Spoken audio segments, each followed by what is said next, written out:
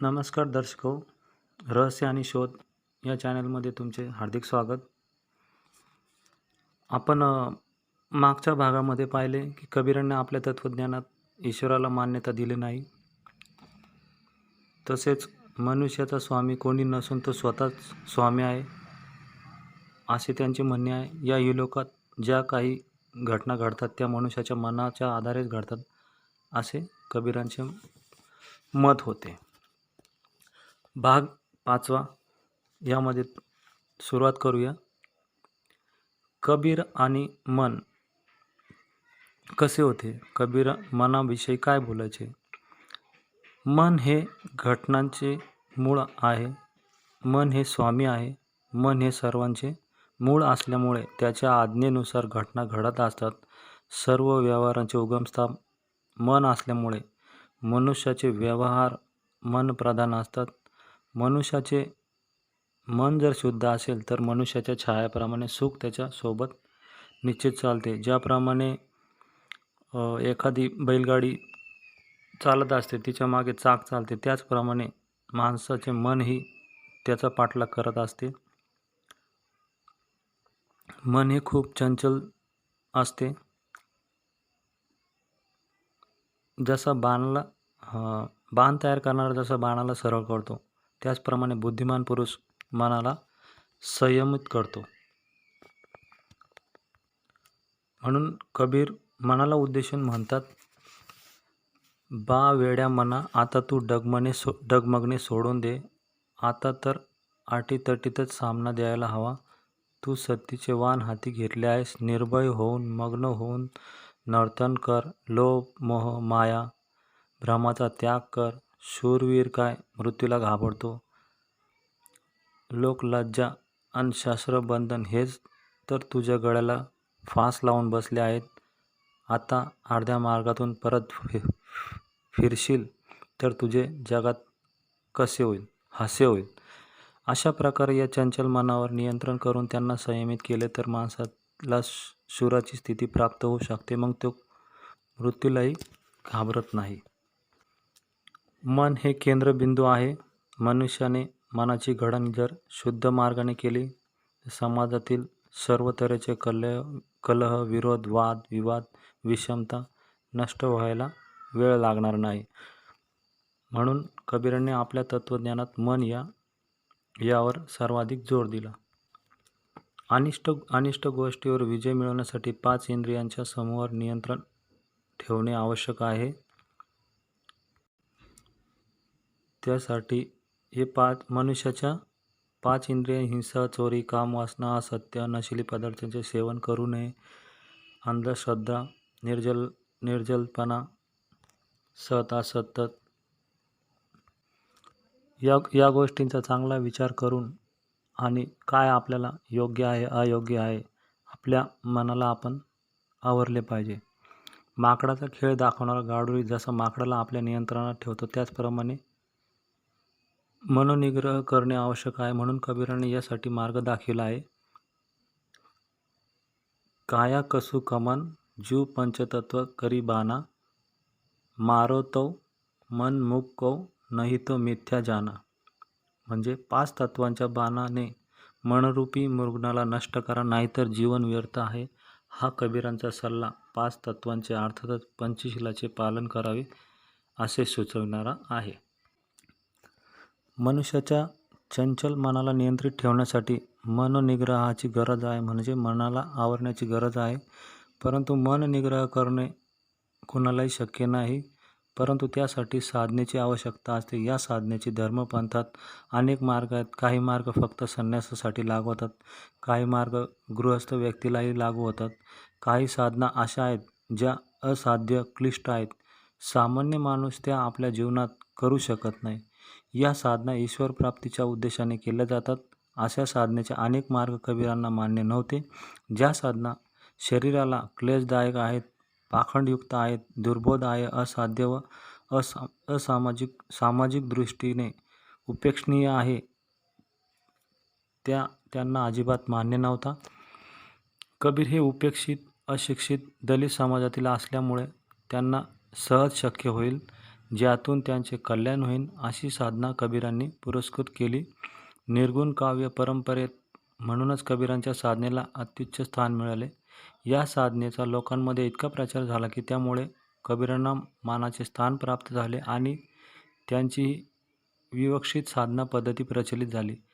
त्यांनी आपल्या काव्यातून सहज साधना, सहज भक्ती, सहज साधना, सहज प्रेम, सहज आचार, सहज जप, सहज मन आदी शब्दांचा वारंवार प्रयोग करून आपली सहज साधना लोकांमध्ये सर्व परिचित केली. दुःख व सुखरहित परमसुखकारक अशी सहज समाधी आहेत असे कबीर म्हणतात. कबीरांची सहज साधना ही प्रमुख साधना होती. त्यांची ही साधना योगी व तांत्रिक परंपरेपेक्षा वेगळी होती. सहजै रहे सयाम न कहू आवे न जाय. या साधनेसाठी साधकाला कोणत्याही तऱ्हेचा वेगळा प्रयत्न करण्याची गरज नाही असे कबीरांनी सुचवले. त्यासाठी गृहत्याग करण्याची गरज नाही. डोईवर केस सांभार ठेवून शरीराला भस्म फासून आत्मक्लेश होईल अशी तपश्चर्या करण्याची गरज नाही. हा बाह्य ब्रह्मचार कबीरांना साधनेसाठी मान्य नव्हता. तसेच या साधनेसाठी वेद पुराण पठण करण्याचीही कबीरांना आवश्यकता वाटत नव्हती. त्यांची साधना अतिशय सहज स्वरूपाची होती. कबीर म्हणतात, सहज सहज सब को कहे, सहज न चिन्हे कोई, पाछू राखे परसाती, सहज काही जय सोई. जे लोक सहज साधनेचा घोष करतात तेच त्या साधनेचे मर्म समजत नाहीत. म्हणून कबीर म्हणतात, जो आपल्या 5 इंद्रियांवर नियंत्रण ठेवतो, वासनेचा त्याग करतो, धनसंपत्तीचा मोह धरत नाही, तोच खरा साधक आहे. अशी ही त्यांची साधना सहज साधना होती. अशी साधी सोपी साधनेची कल्पना कबीरांनी मांडली आहे. जोपर्यंत मन आणि हृदय यामधील अज्ञानाचा ग्रंथी नष्ट करीत नाही तोपर्यंत तो दुःख व क्रोध यापासून मुक्ती मिळू शकत नाही. म्हणून या बाबीकडे कबीरांनी विशेष लक्ष दिले व सम्यक ज्ञानाची आवश्यकता प्रतिपादन केली. या ठिकाणी ज्ञानोत्पन्नीच्या प्रारंभिक अवस्थेत कबीर बुद्धीच्या प्रयोगाचा स्वीकार करतात. बुद्धीशिवाय ज्ञान प्राप्त होऊ शकत नाही. ज्या मनुष्याजवळ बुद्धी नाही अर्थात विवेक नाही, विचार नाही, जो अंधानुकरण आहे, कोणतेही तथ्य बुद्धीच्या कसोटीवर पारखून स्वीकारत नाही, तो मनुष्य अज्ञानी आहे असे कबीर स्पष्टपणे म्हटले आहे. कबीरांनी स्वतःला बुद्धीच्या कसोटीवर घडवून घेतले आहे. त्यामुळे त्यांना जी अनुभूती आली त्याचे प्रकटीकरण त्यांनी पुढील शब्दात केले. आंधी पाग जो जल बरसे तीही तेरा जन भीना, कहे कबीर मनी भया, प्रगासा उदय भानु जब चिना. हे संतजनो, ज्ञानाचे तुफान आले आहे. भ्रमाच्या साऱ्या होड्या उलटून गेल्या आहेत. मायेचे बंधन आता राहिले नाही. दोन्हीकडील खांब पडून गेले आहेत. मोहमाया आधाराची काठीच तुटून गेली. तृष्णेचे छप्पर जमिनीवर येऊन आदळले आणि यामुळे दुर्बुद्धीचे भांडे फुटून गेले आहे. ज्ञानाच्या या वादळानंतर भक्तिरसाचा जो पाऊस पडला त्याने तर तुझा दास न्हाऊन निघाला. कबीर म्हणतात, आता भक्तीच्या जलधारांनी वादळ शमले आणि ज्ञानरूपी सूर्य उदयोन्मुख दिसू लागला आणि हे मनावर त्यांचे प्रकाशितकरण पडू लागले आहे. ज्याप्रमाणे कबीरांनी मन कसे असावे, मनाने सगळ्या गोष्टी घडतात, त्यासाठी त्यांनी सम्यक ज्ञान, सम्यक सद्बुद्धी, सम्यक साधना याचा उपयोग केला आणि मनाची एकाग्रता याचे किती महत्त्व आहे मानवाच्या जीवनात हे सांगितले आहे. त्याचप्रमाणे भारतीय जी वर्णव्यवस्था आहे त्याच्यावरही त्यांनी, समाजव्यवस्था आहे त्याच्यावर त्यांनी आपले मत व्यक्त केले आहे. भारतातील समाजव्यवस्थेत हिंदू धर्माचे 4 वर्ण निर्माण केले. या वर्णाची निर्मिती ब्राह्मण या एका वर्गाने केली.